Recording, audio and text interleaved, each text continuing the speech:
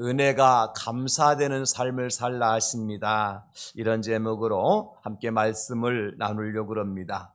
여러분, 꽃이라고 하는 것은 피는 것으로도 아름답지만은 향기가 없게 되어지면 벌들이 모여들지 않습니다. 여러분, 벌이나 나비가 꽃에 모여드는 이유는 그 꽃이 아름다운 색깔이나 모양 때문이 아니잖아요. 무엇 때문입니까?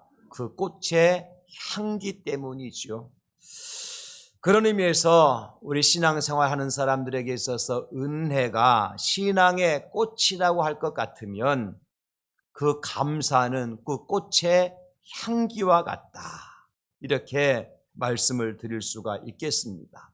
왜냐하면 은혜가 은혜되게 하고 은혜가 사람의 마음을 또 기쁘게 하고 그 은혜가 병든 자를 치유하게 되어지고 그 은혜가 어두운 세상을 환하게 밝혀주는 능력이 어디에서 나오느냐면 감사에서 나오기 때문에 그렇습니다, 여러분.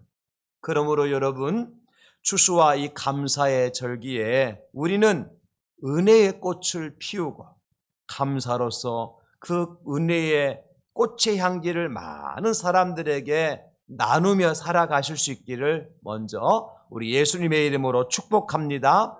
그래서 이렇게 따라합시다. 은혜의 꽃을 피우고 감사의 향기를 나타냅시다. 은혜의 꽃을 피우고 감사의 향기를 나타낼 줄 아는 성도가 복된 성도다. 그래서 오늘 본문은 여러분, 우리에게 은혜가 감사되는 삶을 살라 하십니다, 이런 제목을 우리에게 주시는 것입니다. 은혜가 은혜로 그치게 하는 것이 아니라 감사함으로 그 은혜의 향기를 더욱더 드러내며 살아가라고 말씀하시기 때문에 그렇습니다. 여러분, 오늘 본문은 용서에 대해서 질문하는 베드로에게 주시는 예수님의 비유의 말씀이에요. 베드로가 주님께 묻잖아요. 주님, 형제가 내게 죄를 짓게 되어지면 내가 몇 번이나 용서해 주어야 할까요? 그러면서 스스로 답을 하지요. 7번 정도 하면 될까요? 그렇게 예수님께 말씀을 드리죠. 사랑하는 성도 여러분, 오늘 베드로의 이 말을 들으시면서 여러분들은 어떤 생각이 드십니까? 형제나 우리 주변에 있는 사람들이 내게 죄를 지었을 때에 과연 우리는 7번까지 용서해 줄 수 있을까요? 이게 가능한 일이겠습니까? 우리는 사실 2번도 용서해 주는 것이 힘든 게 사실이잖아요. 그런데 7번이라고 베드로가 말한 데는 분명한 이유가 있을 거예요. 왜냐하면 유대인들에게 있어서 7이라고 하는 숫자는, 7이라고 하는 숫자는 완전수잖아요. 그러니까 어쩌면 베드로는 사람이 용서할 수 있는 한계에 이를 때까지 용서해야 되지 않겠습니까? 이런 의도로 예수님께 말씀을 드린 것 같아요.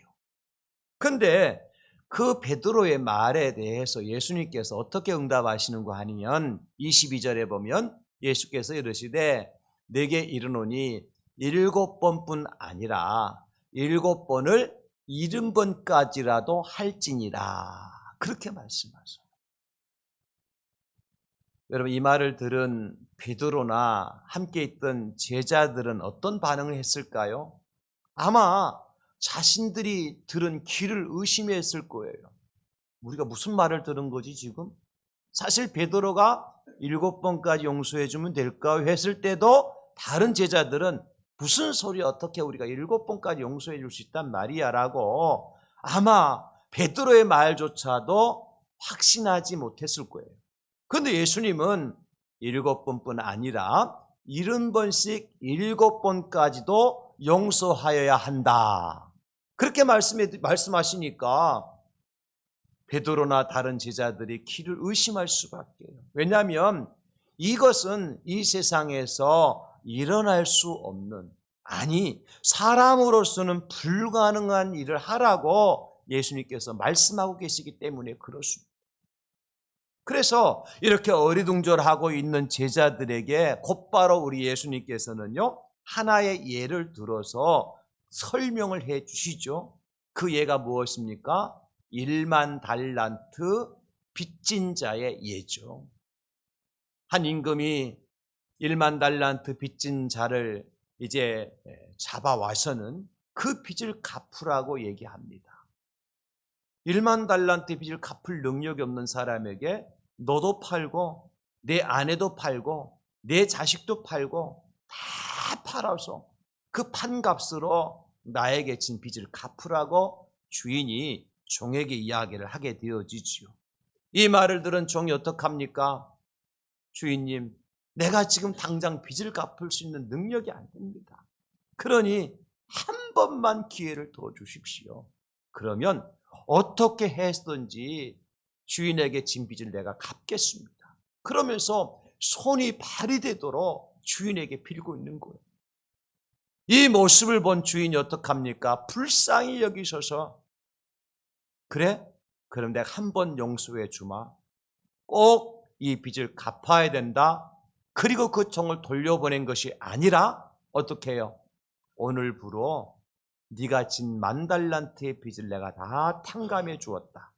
너는 내게 빚진 자가 아니다. 그러면서 그를 돌려보내는 거예요. 여러분, 그런데 이렇게 빚을 탕감받은 이 종이 어떻게 합니까? 100데나리온의 빚을 진 친구를 만나서 그를 잡아서 옥에 가두는 일을 하게 되었죠. 사랑하는 성도 여러분, 오늘 본문의 말씀의 대지는 분명히 무엇에 관한 말씀이냐면 용서에 대한 말씀이에요. 예수님께서는 도무지 용서받지 못할 죄인이 용서를 받고도 자기는 진작 용서해도 될 다른 친구를 용서하지 않았다는 그 사람에 대해서 지금 말씀해 주고 있는 거죠. 여러분 어떻습니까? 저와 여러분들이 용서받을 자격이 전혀 없는데 하나님의 은혜로 용서받고 구원받은 사람들 아닙니까, 여러분? 그런데 우리는 진작 형제들에 대해서 용서할 줄 모르는 어리석은 삶을 살아가고 있다고 하는 것을 말씀해 주고 계시는 거예요. 그러나 저는 오늘 본문을 통해서 이 용서에 대한 말씀을 좀 다른 측면에서 풀어가려고 그래요. 그게 뭐냐면 은혜와 감사의 차원에서 풀어보려고 하는 것입니다. 왜냐하면 10,000달란트의 빚을 탕감받은 사람이 결국에 100데나리온의 빚진 형제를 용서하지 못함으로써 다시 옥에 갇히게 된 그 원인과 이유가 무엇인지 알기 때문이에요. 그게 무엇이냐면 여러분 먼저 사람의 힘으로서는 도무지 갚지 못할 엄청난 빚을 탕감받았음에도 불구하고요, 그 은혜를 알지 못하고 그 은혜를 믿지 못하고 그 은혜를 누리지 못함에 의해서 이 불행한 사건이 시작됐다는 겁니다. 은혜를 알았더라면, 은혜를 믿었더라면, 은혜를 누렸더라면 이 사람이 100데나리온의 빚을 진 사람을 목을 잡고 빚 갚으라고 하면서 그를 옥에 가두지는 않았을 거예요. 여러분 한번 생각해 보십시오. 여러분이 누구에게로부터 큰 빚을 지고 있었어요? 그런데 오늘 날짜로 모든 빚을 갚지 않아도 된다고 통지를 받았을 때 우리는 가장 먼저 무엇을 할 수 있을까요? 내가 어떻게 이렇게 큰 빚을 탕감받을 수 있을런지 그 은혜를 생각해야 되지 않겠습니까? 그리고 먼저 감사할 수 있어야 되겠죠. 그런데 오늘 본문에 가만히 들여다보면 10,000달란트나 되는 엄청난 빚을 탕감받았던 이 종이 주인을 떠나면서 감사의 메시지나 어떤 표현이나 흔적을 남긴 적이 있어요, 없어요? 없어요. 전혀 없습니다. 그냥 돌아서 갔어요. 그리고 가다가 100데나리온의 빚을 진 그 동료를, 친구를 만나서 그를 족치다가 갚지 못하니까 옥에 가둔 거예요. 그렇습니다, 여러분. 은혜를 알고 은혜를 믿고 그 은혜에 대해서 감사할 줄 모르면 이와 같이 엄청난 비극적인 삶으로 인생을 마무리할 수밖에 없다는 겁니다. 이런 거죠. 우리가 집 나간 탕자의 비유를 잘 알지 않습니까? 둘째 아들이 아버지로부터 모든 재산을 물려받아 가지고 그 가지고 탕진하고 쓰고 돌아와서는 아버지께로부터 다시 아들의 자리로 인도함을 받잖아요. 그죠? 그러면 이 둘째 아들이 아버지께서 아들로 맞아들여 주었을 때에 아들이 앞으로 어떻게 살아야 될까요? 아마도 몸둘 바를 모르고 나머지 인생을 아버지 앞에서 죽도록 충성하며 살 수밖에 없죠. 정상적인 아들이라. 전에는 아버지가 밭에 나가 일 좀 해라 그러면 아버지 오늘 좀 피곤한데요, 오늘 친구들 약속이 있는데요, 이렇게 핑계 댈 수 있었을 겁니다. 그러나 이제부터는 어떻게 해야 돼요? 아버지가 시키지 않아도, 그죠? 이른 시간부터 늦은 시간까지 밭에 나가서 일하지 않을 수 없잖아요. 자기의 목뿐만 아니라 형님의 목까지도 함께 일할 수 있었을 겁니다. 그러면서도 그 아들이 할 수 있는 말은 뭐예요? 아버지, 감사합니다. 이 말 외에 무슨 말을 더 하겠어요? 왜 그렇게 해야 되죠? 이 말 외에 다른 말을 하게 되어지면 이미 이 아들은 아버지께로부터 받은 은혜를 잊은 사람이나 다름없기 때문에 그런 거예요.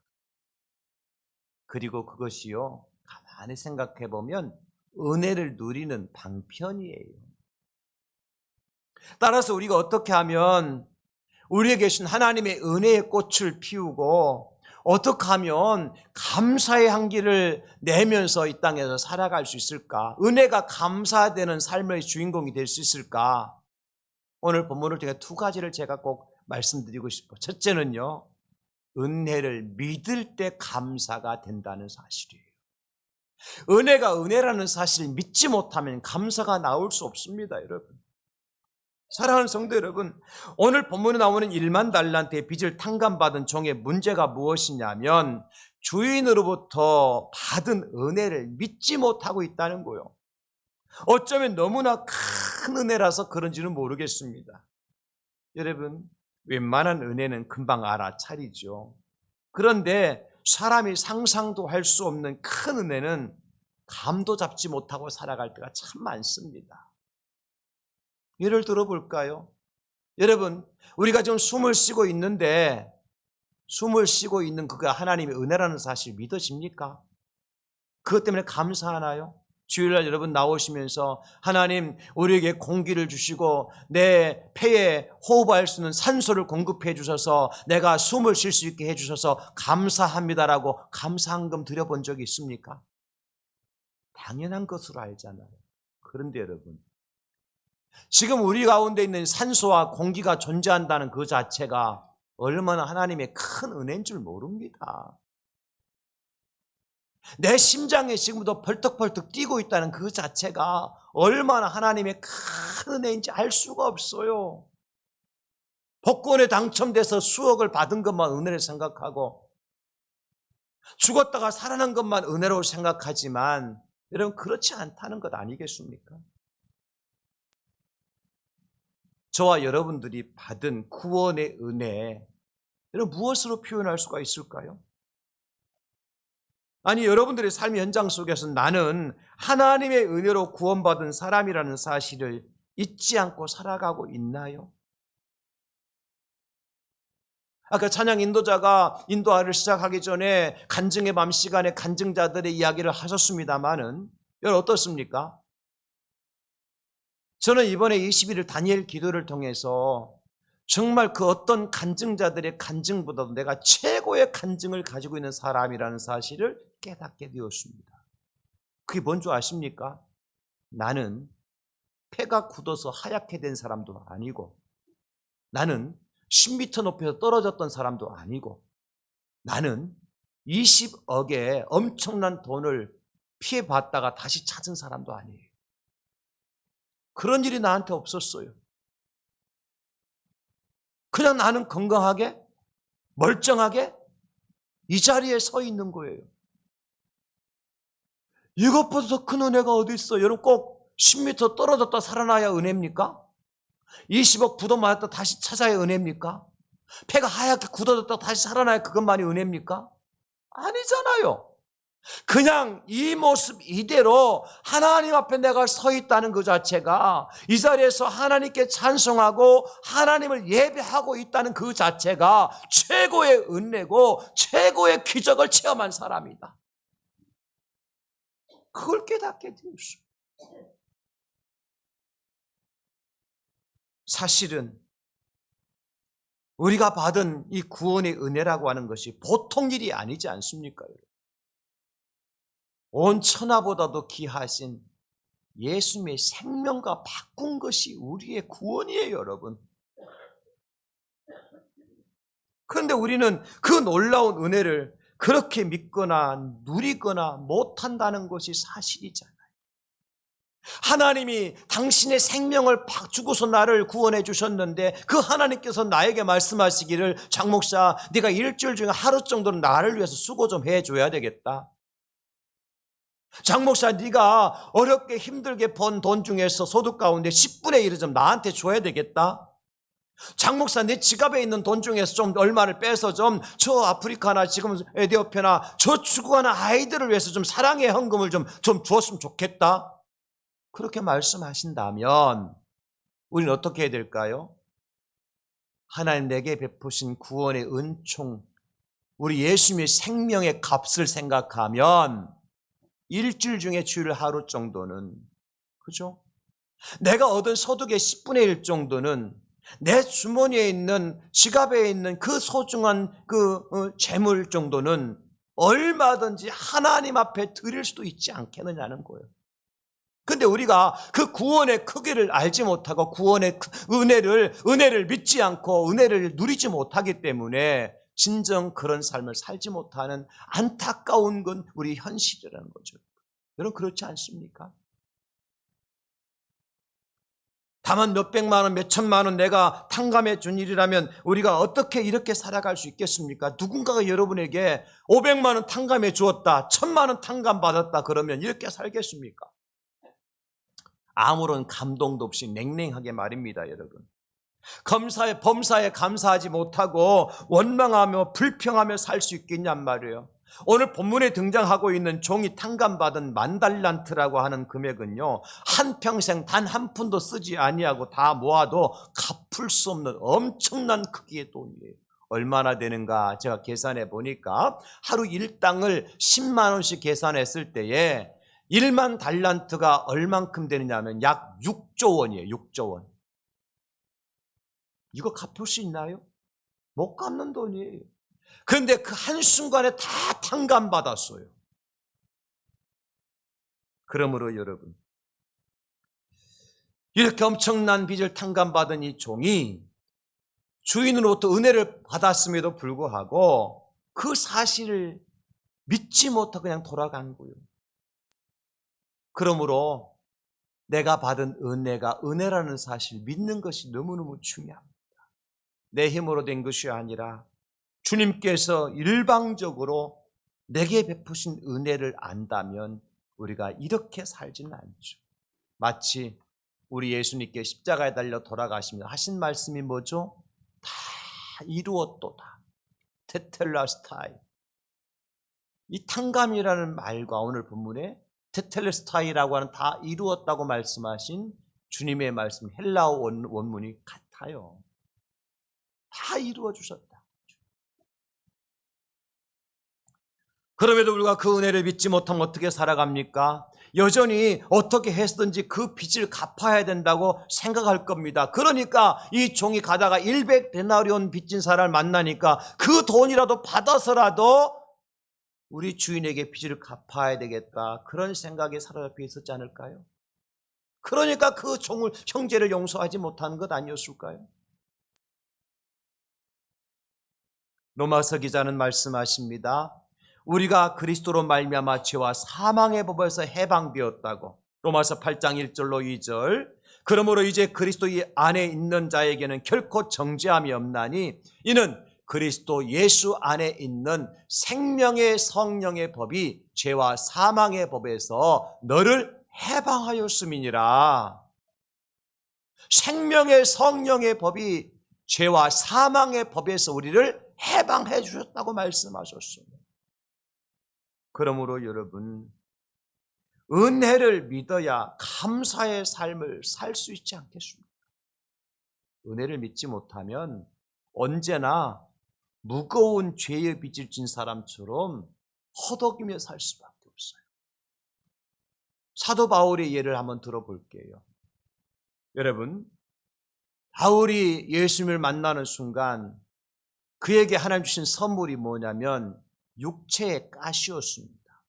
많은 사람들이 안질이라고 하기도 하는데 눈에 뭔가 가시처럼 찔리는 것이 있어서 바울 사도가 평생 불편하게 살았어요. 그러니 바울이 그 불편함 때문에 어떻게 했습니까? 하나님 앞에 육체의 가시를 빼내달라고 3번씩이나 간절하게 기도했어요. 그때 하나님의 응답이 무엇인지 보십시오. 고린도후서 12장 9절입니다. 나에게 이르시기를 내 은혜가 내게 족하도다. 이는 내 능력이 약한 데서 온전하여짐이라 하신지라. 그러므로 도리어 크게 기뻐함으로 나의 여러 약한 것들에 대하여 자랑하리니 이는 그리스도의 능력이 내게 머물게 하려 함이라. 아멘. 여러분, 무슨 얘기입니까? 솔직히 사도 바울이 비록 지금 육체의 눈의 가시 때문에 불편하게 사는 것은 사실이에요.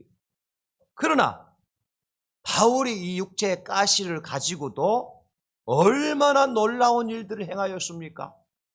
불과 14년 전에는 사도 바울이 셋째 하늘 곧 나고원에까지 이끌려 올라가서 사람이 말로 할 수 없는 하나님의 음성을 듣고 내려와요. 그런데 당장 자꾸 내 눈을 찌르고 불편하게 만드는 것 때문에 사도 바울이 한 번도 아니고 3번씩이나 고쳐달라고, 이 가시 빼달라고, 불편하다고 하나님께 간구해요. 그때 하나님께 하신 말씀이 내 은혜가 내게 족하도다. 저는 이 말씀을 묵상하면서 그렇다. 우리는 상상도 할 수 없는 하나님의 엄청나게 크고 비밀한 은혜를 받았음에도 불구하고 내가 생각하기를 받지 않은 것 같은, 쉽게 말하면 내가 지금 부족하고 내가 연약하고 나에게 다른 사람이 갖고 있지 않은, 가진 것을 갖지 못한 것 때문에 불평하고 원망하고 살아갈 때가 참 많다는 사실이에요. 여러분, 그렇지 않습니까? 제가 받은 최고의 큰 은혜가 뭐라 그랬습니까? 억만 죄악 가운데 죽었던 나를 살려주신 것이고 여전히 나를 이 자리에 세워주신 것이고 나의 나 되도록 하나님께서 함께 해주신 것이라고 그러셨잖아요. 그런데 지금 돈이 없는 것 때문에, 건강이 좀 연약해진 것 때문에, 명예가 떨어지고 당장 내 아들, 딸들이 잘 되지 못하는 것들 때문에 하나님 앞에 원망하고 불평할 때가 없느냐는 거예요. 내가 받은 것은 다 잃어버리고 생각하지도 못하고 없는 것, 부족한 것 때문에 바울처럼 매달리고 있지 않느냐는 말이에요. 그때 하나님 말씀하시죠. 내 은혜가 내게 족하도다. 그래서 사도 바울이 이 사실을 깨닫고 어떻게 돼요? 도리어 내가 크게 기뻐하게 되어졌는데 나의 여러 약한 것들에 대해서 자랑하게 되었다는 겁니다. 이게 은혜를 믿는 사람의 모습이죠. 그래서 바울 사도는 감옥에 갇혔을 때도, 풍랑을 만났을 때도, 죽음의 직전에 있을 때에도 하나님을 향해서 찬송할 수 있었고 감사를 드릴 수가 있었던 것입니다. 저는 우리에게 베푸신 하나님의 은혜를 우리 모두가 다 깨닫고 그것이 하나님의 은혜임을 믿고 오히려 감사함으로 하나님께 나아가신 우리 성도님 다 되실 수 있기를 예수님의 이름으로 축원합니다. 은혜가 은혜라는 사실 믿어져야 된다니까요. 두 번째는 은혜를 누릴 때에 감사가 된다는 거예요.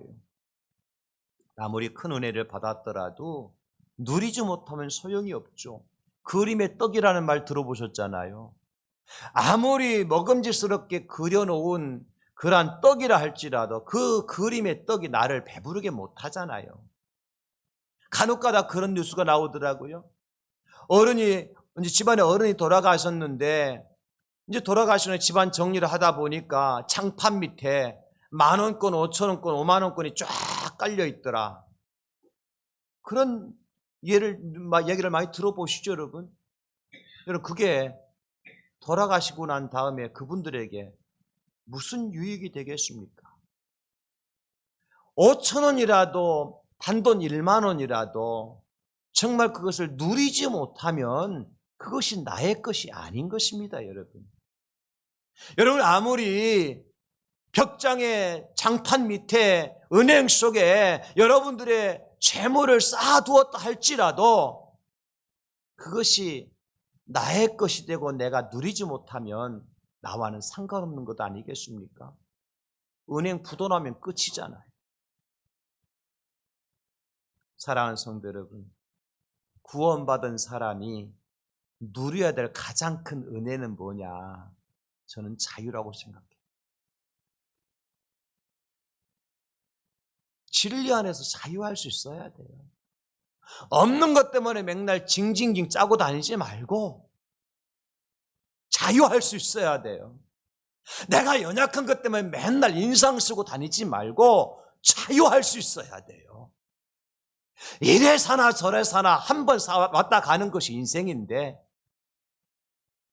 내가 지금 조금 부족하고 연약하다 할지라도 내가 다른 사람들이 가지고 있는 것을 갖고 있지 못하다 할지라도 나는 어차피 구원받고 천국에 들어갈 인생인데 자유하자. 이 땅에 주어진 삶이 단 하루가 될지라도 그 하루의 삶을 누리고 살자. 이게 우리 믿는 사람들의 모습이어야 됩니다. 고린도 교회 성도들 얼마나 많은 은사와 은혜를 받았습니까? 많은 누리지 못하니까요. 그냥 싸움질만 하다가 가는 거예요. 놀부에게 황금을 갖다 주는 것은요, 결국 그 놀부를 망하게 하는 것이지만 흥부에게 박씨 하나만 갖다 줘도 그것이 많은 사람들에게 즐거움이 되게 만들어주는 거예요. 황금이 문제가 아니라는 거죠, 여러분. 호박씨 하나만 있어도 되는 거요. 하나님께서 주신 은혜라는 사실을 깨닫고 그것을 누리면 되는 것입니다, 여러분. 그렇다면 여러분, 오늘 1만 달란트를 탕감받은 종이 누릴 은혜는 또 무엇일까요? 이제 내가 갚을 돈이 없으니까 또다시 빚을 지고 살아가면 될까요? 그건 아니잖아요. 진빚이 없으니까 이제부터 내 마음대로 방탕하며 살아도 되는 걸까요? 그것도 아니지 않습니까? 그럼 어떻게 해야 돼요? 그 은혜를 누리는 방법은요, 다시는 빚을 짓지 않고 살아가는 겁니다. 은혜를 누리는 더 좋은 방법은요, 은혜를 갚고 살면서 내가 받은 은혜를 나누며 사는 것입니다. 이게 최고의 누림이에요. 그럼 어떻게 하면 될까요? 오늘 1만 달란트 탕감받은 종이요, 100데나리온의 빚을 나에게 돈을 빌려간 친구를 만났을 때 어떻게 하면 될까요? 친구요, 나 오늘 수지 맞았네. 1만 달란트 빚을 탕감받고 왔다네. 그러니 자네 나한테 빌려간 100데나리온 그거 나 안 받을게. 안 받아도 나 배불러 지금. 안 받아도 내 지금 부자야. 그게 마땅한 일 아닙니까, 여러분? 그게 정상이잖아요.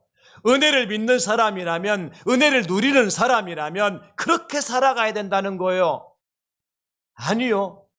만약에 내가 1만 달란트를 탕감받지 못했다 할지라도 정말 친구가 내 앞에 엎드려서 무릎을 꿇고 한 번 기회를 달라고 그러면 어떻게 그 친구의 목을 잡고 감옥에 가둘 수 있겠습니까? 그래 친구요, 나도 1만 달란트나 빚지고 사는 사람인데 자네는 오죽하겠나?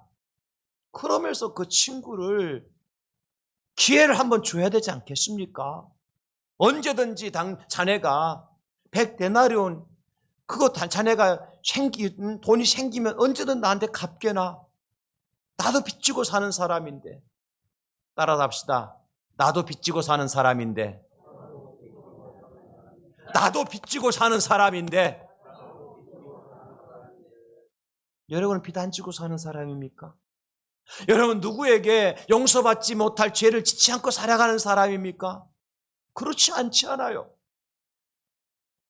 그러니까 우리가 은혜를 믿고 은혜를 누리는 사람은 어떻게 해야 돼요? 용서할 수 있어야 되고 사랑할 수 있어야 되고 베풀 수 있어야 되는 사람이 은혜를 나누는 사람이고 은혜를 누리는 사람이라는 거예요. 지난 월요일 날 17일이었네요. 다니엘 기도회 시간에 간증한 김혜진 집사님의 간증. 그분은 참 기구한 인생을 사셨더라고요. 아이를 갖고 싶었지만 아이를 첫 아이부터 유산하게 되는 고통을 겪었어요. 거의 12년 가까이 7번의 아이를 유산하게 되어지는, 여자분들은 아실 거예요. 저는 처음 알았던 사실인데 그냥 아이를 낳을 때만 힘들 줄 알았는데 아이를 유산할 때도요, 아이를 낳을 때 육체적인 고통, 그 아픔이 고스란히 동일하다고 그러더라고요. 그러니 생각해 보십시오. 7번이나 아이를 유산했을 때, 그 아이를 낳을 때 고통이야. 아이를 안으면 다 치유가 되잖아요. 근데 그 유산한 어머니의 그 고통은 말로 표현할 수 없겠죠. 그것도 어떻게 김혜진 집사가 그 고통 아픔 가운데 해방될 수 있었느냐. 그분이 말씀하시잖아요. 이미 그런 아픔을 겪었던 분들, 그분들의 그룹에 들어가서 그분들이 그분을 안아주고 끌어주면서 우리도 전에 우리 혜진 자매와 같은 아픔을 겪었다네. 그러면서 지난날 당신들이 아팠던 일들, 그런데 그 회복의 과정 속에 하나님께 함께 하셨던 일들을 함께 나눔으로 말미암아, 쉽게 말하면 은혜를 나눔으로 말미암아 품어준 거예요. 그래서 김혜진 집사가 다시 일어서게 되어지는. 사랑하는 성도 여러분, 우리는 복음에 빚진 사람들입니다. 억만 죄악 가운데 이미 죽었던 자들이에요. 그러므로 그 빚을 탕감받지 않았다 할 것 같으면 우리는 지옥의 한복판에 떨어졌던 자들입니다. 그런데 하나님께 어떻게 하셨어요? 그 모든 빚을 다 탕감해 주셨잖아요. 갚아주셨잖아요. 에베소 2장 4절로 7절입니다.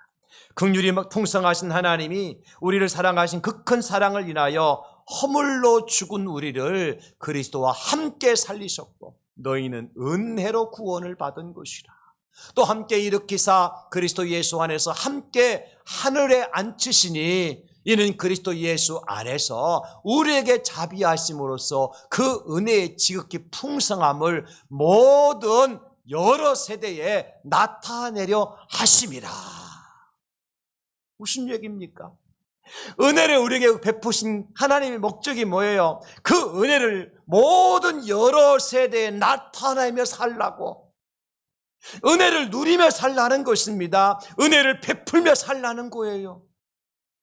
내가 받은 구원의 은혜가 크다면 그 은혜를 마음껏 누리면서 그 은혜를 나누며 살아갈 때 하나님의 은혜가 더욱더 풍성하게 여러 세대에 나타나게 될 줄로 믿습니다. 사랑하는 성도 여러분, 예수님께 제자들을 파송하시면서 이렇게 말씀하셨어요. 마태복음 10장 8절에 병든 자를 고치며 죽은 자를 살리며 나병한 자를 깨끗하게 하며 귀신을 쫓아내되 너희가 거저 받았으니 거저 주라. 하나님께로 받은 은혜가 내가 무엇인가 대가를 치렀기 때문에 받은 은혜입니까? 그렇지 않잖아요. 여러분, 하나님의 은혜로 구원받으셨음을 믿으십니까? 내가 구원받게 된 것이 하나님의 은혜임을 믿으십니까? 그 은혜를 믿는다면 은혜를 누리고 살라는 거예요. 하나님의 은혜로 구원받은 사람이 세상에 썩어질 것 때문에 뭘 그렇게 아둥바둥하며 삽니까? 잠시 왔다 갈 인생, 나그네 인생을 살면서 뭐 그렇게 이를 부득부득 갈면서 삽니까? 그럴 필요 없잖아요. 그래서는 안 되잖아요, 여러분. 은혜를 믿는다면, 은혜를 누린다면 얼마든지 100데나리온이 아니라 나보다 더 큰 빚을 진 사람이라도 어떻게 하며 살라는 거예요? 용서하며 살라는 것이 예수 메시지 아닙니까, 여러분? 누가 그런 은혜 속에 살아갈 수 있습니까? 은혜가 은혜인 줄 믿고 사는 사람, 은혜를 누리며 사는 사람인 거예요. 저는 이렇게 말씀을 마무리합니다.